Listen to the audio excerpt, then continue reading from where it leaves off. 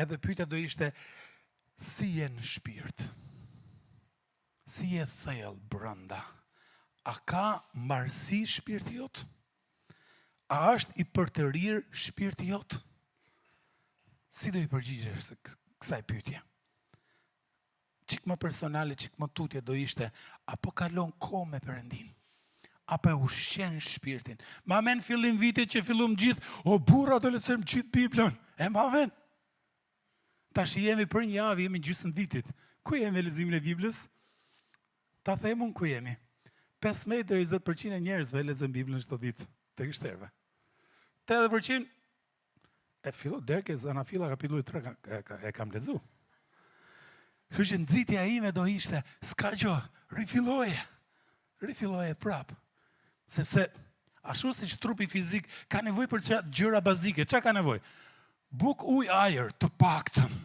Ka për nevojë shumë gjëra, po ka këto janë si bazike. Edhe kjo është, Bibla shkrimi është buka, lutja është ujë. Kemi nevojë për këto gjërat bazike të jetës tonë. Kështu që është, pra nxitja do ishte, është nuk duhet të vej në siklet, po duhet të motivoj, sepse e di çfarë? Nëse ti e ke lënë leximin e Biblës pasdore dhe shpirti jot ndihet i tharë, shiko, edhe Davidi ndihej i tillë.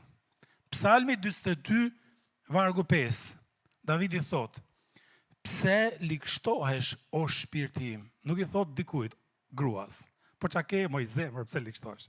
Nuk i thot vetes vet. Pse likështohesh o shpirti im? Pse vajton brenda trupit tim? Shive si ndjehet. Nëse di historitë e këtij burrit, ky është ai që vrau Goliathin, që sa bëri si u tërë, me hobe e shemin tokë. Ky është ai që është i zgjedhur për që mbret. Ky është ai që stabilizoi shtetin e Izraelit me kufi real. Ky është ky nona. Ky më i forti për krejtëve. Edhe ky ja si ndihet, pse likështohesh shpirti im? Pse vajton brenda meje? Edhe kur lexon psalmet e kupton që Davidi ka kalu stres. Davidi ka kalu tërshtim. Davidi ka kalu depresion. Ka kalu lëngime të ndryshme. Por ama, qa bënte me këto lëngime që kishte? Shkonte te bariu. Shkonte te bariu sepse dinte, ai nuk është bari që të dënon. Ai është bari që kur nxjerr nga ferra të merr në krah. Nuk është që nxjerr nga ferra të futi dru. Çap, aty ngjeca prapë, tish. Jo, të nxjerr nga ferra dhe të merr në krah për të bashkuar te tufa. Është bari që të fuqizon, ta përtërin shpirtin. Kështu që nxitja praktike do ishte që ta kemi shpirtin kështu të freskë këtë verë, të jemi të përtërir, të jemi të fuqishëm këtë verë. 2 gjëra do të sugjeroja. Edhe para do ishte, bëj një check-up shpirtit herë pas here.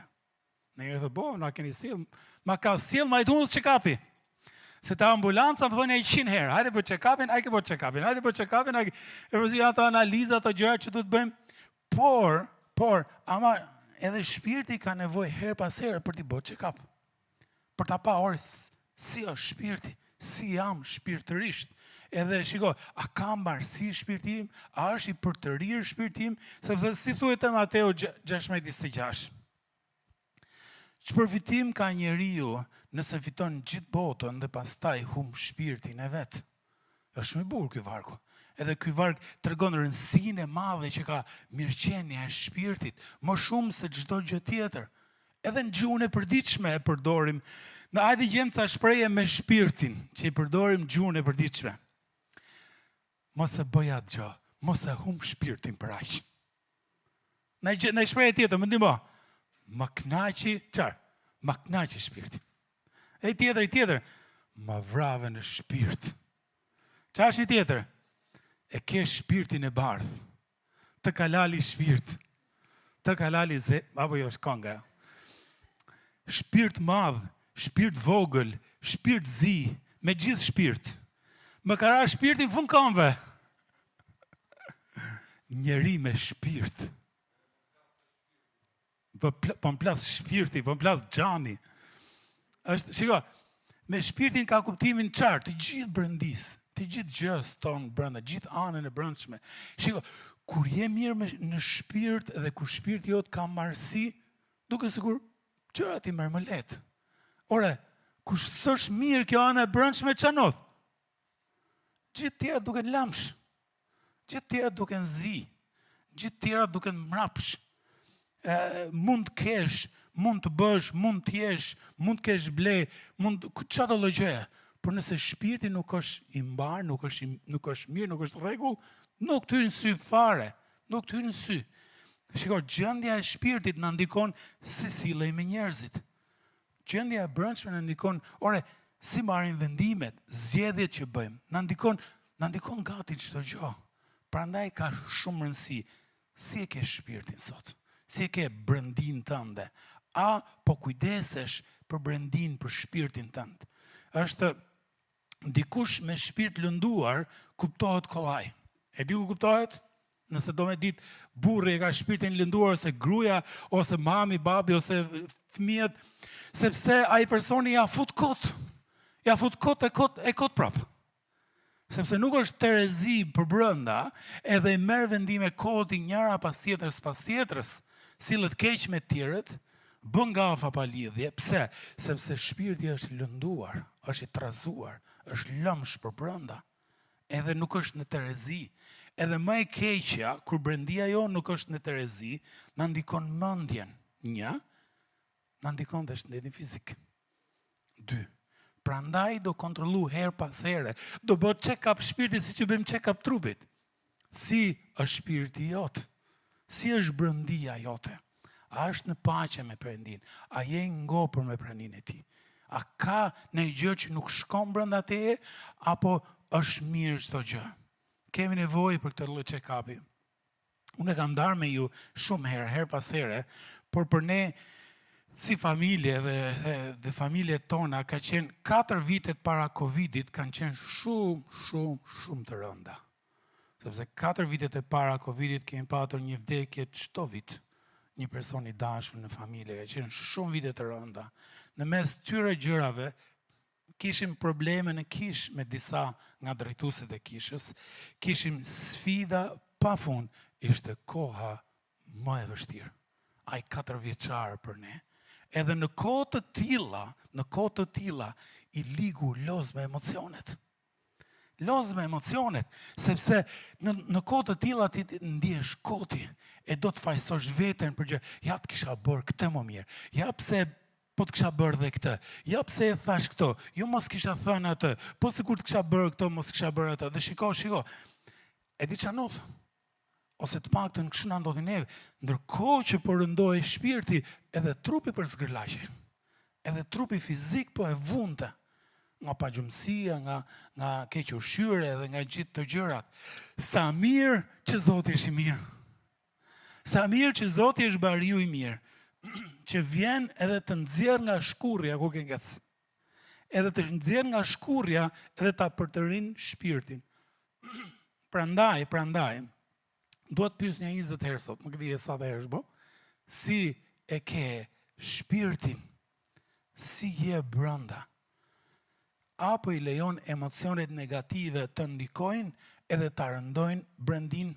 Shiko, emocionet nuk janë gjë e keqe, por duhet mi pas kujdes pse? Janë shumë fuqishme.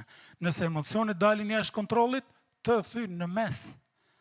Edhe sigurisht emocionet janë kriju nga Perëndia, Krishti vetë kishe emocione, kush i di ca emocionet Krishti që janë në Bibël? Ujnatos, qau, dëshpëru, acarohe me dishepujt, a kohë se kemi kuptu? Nuk e thotë me këtë lezare.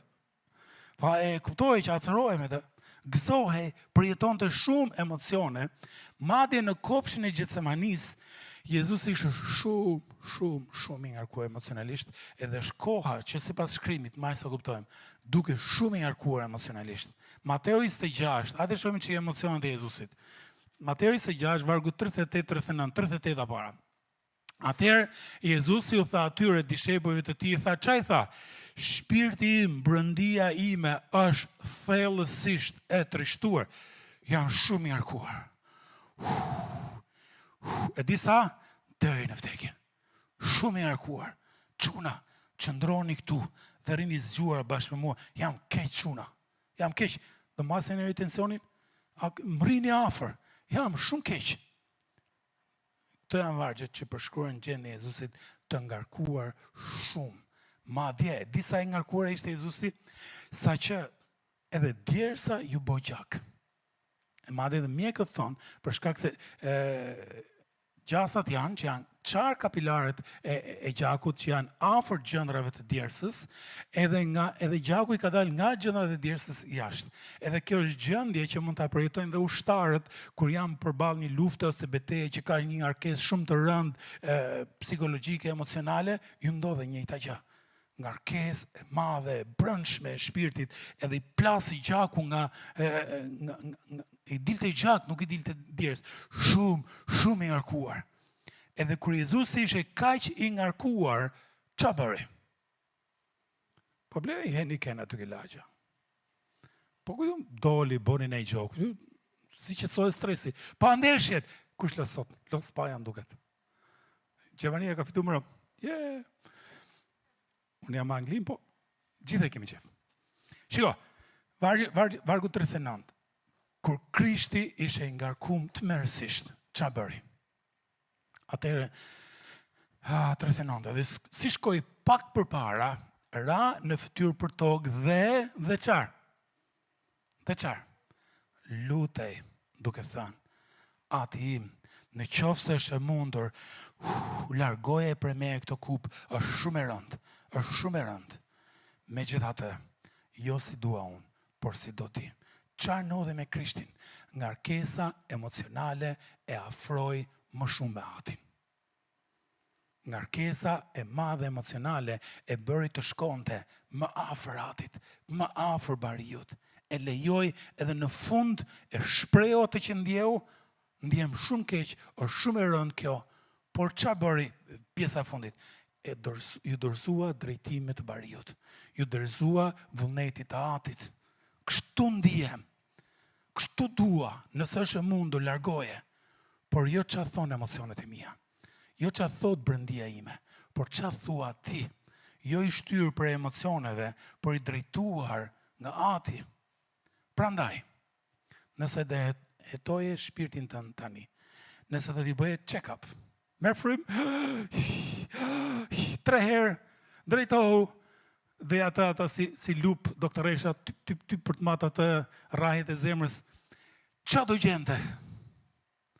Të më shkruajt, po, të shpirti i gjeti vetëm, ti dhe Perëndia. Nëse do bëje check-up, qa do gje? Qarë po të shtyn ty në këto kohë? Qa po drejton ty në këto kohë? Apo i lejon emocionet të drejtojnë, të kontrollojnë? Apo je duke e sjell lëmshin emocional para atit, edhe po i thua atit, ja si ndihem, ka ik zari me këtë, ka ik truni me këtë, kalamajs marrin vesh, vjera po e po, ky po e po, shefi po e po, gjithë po e po, edhe bum, gjitha para atit, edhe në fund fare, a je gati për thënë, por, ti e bariu im. Unë do t'a lej ty drejtimin, prapë si prapë.